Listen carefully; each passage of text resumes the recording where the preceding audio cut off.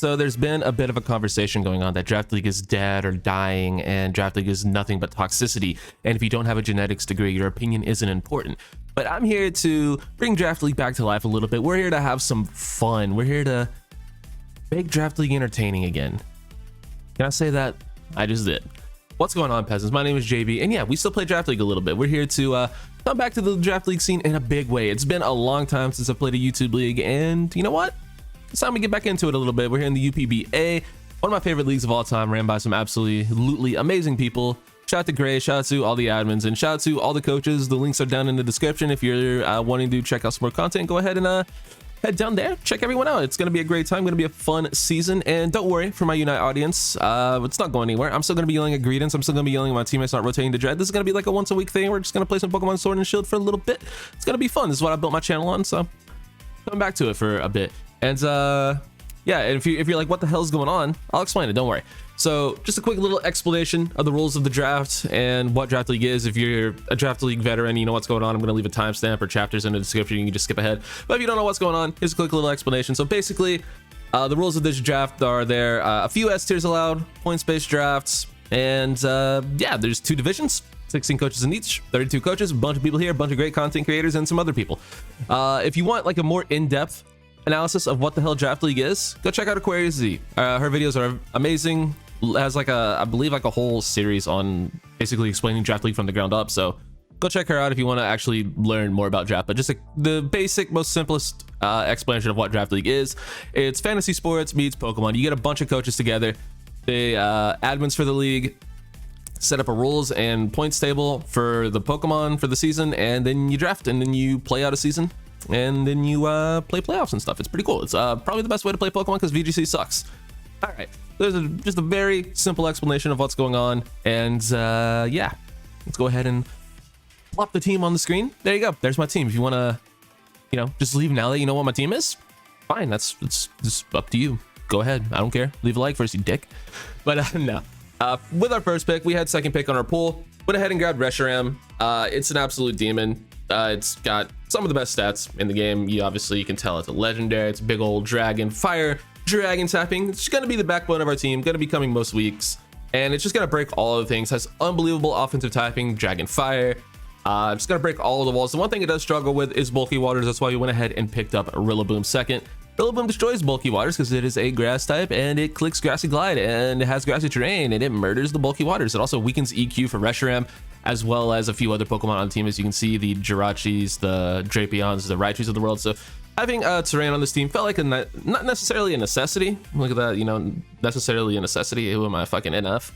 All right, and you know, it's no Shea Rap, but it's pretty good. But yeah, it's just a nice little EQ dampening tool, so we don't have to worry about getting murdered by Earthquake ones. But yeah, it's fit well on the team. Rillaboom gonna destroy bulky waters for Reshiram, and also has U-turn to get threats like Reshi in. Next up, we got our Clefable. It's a top tier fairy support mon. Got all sorts of cleric moves with your wishes, your aromatherapies, your heal bells, your soft boileds. Also gets hazard support with South Rocks, so we don't have to worry about having a great rocker. We have a decent enough one, and also gets knockoff because it's, well, knockoff's the best move in the game. Good all-around bulk, Gen 1 Pokemon, so it just has all of the coverage. Gen 1 normal type, even if you need a coverage move, Clefable learns that you can also run some funny Calm Mind sets, be offensive, run Life Orb Clef. It's one of the best sets around. Love me some Unaware. Nope, Magic Guard Clef, Life Orb, good set.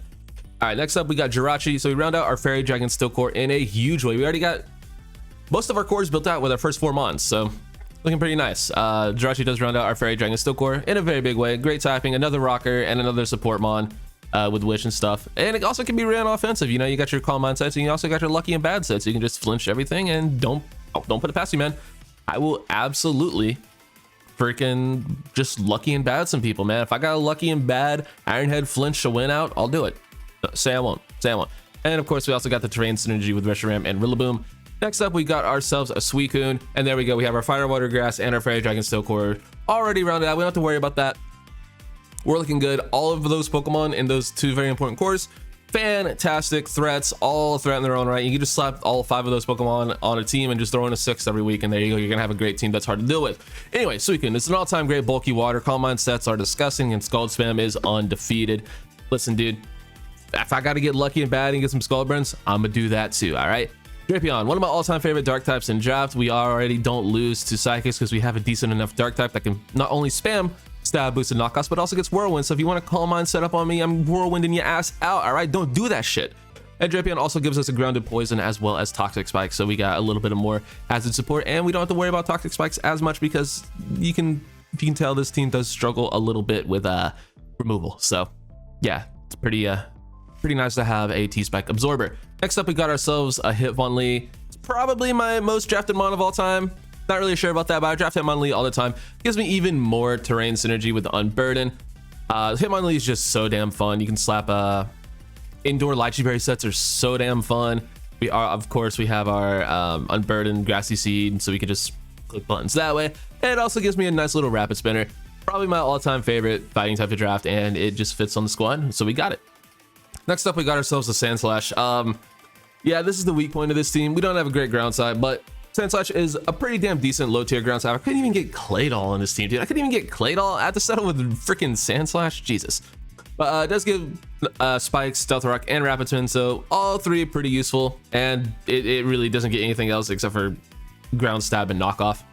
Can Sword Stance, but has to support Rapid Spin. Can't really ask for much more out of a low-tier ground type. That's pretty darn cheap. Next up, we got ourselves a Raichu.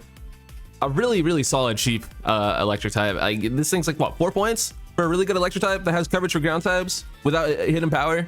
And non-hidden power economy, Raichu at 4 points with Grass Knot and Surf. Bruh, sign me up. And we also got Volt Absorb. Is it Volt Absorb or Lightning Rod? Either way, it has an electric immunity, so that's pretty dope.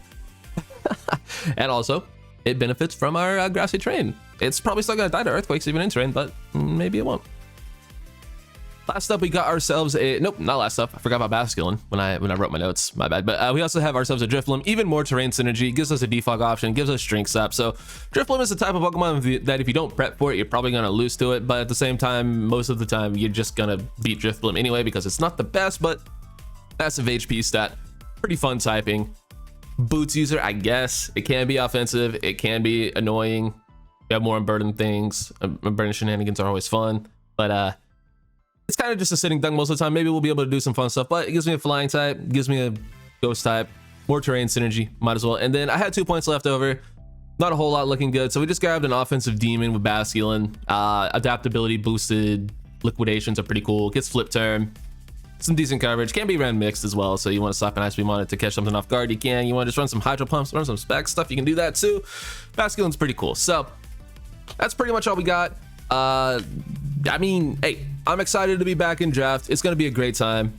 Once again, shout out to all the coaches. Go check them out in the description down below if you want to learn more about this format and have a little bit more fun just hanging out, watching some Pokemon battles, watching some Wi-Fi battles, and having a good time. Draft League is great. Go ahead and check everyone out. And while you're here, I believe this is a 10-week season. Go ahead and predict my record in kill leader in the comments. And that's all we got, dude. We are innovators around here. Be ready for some fun stuff once the season actually starts. Thank you all for watching. Catch you on the next one. Peace out.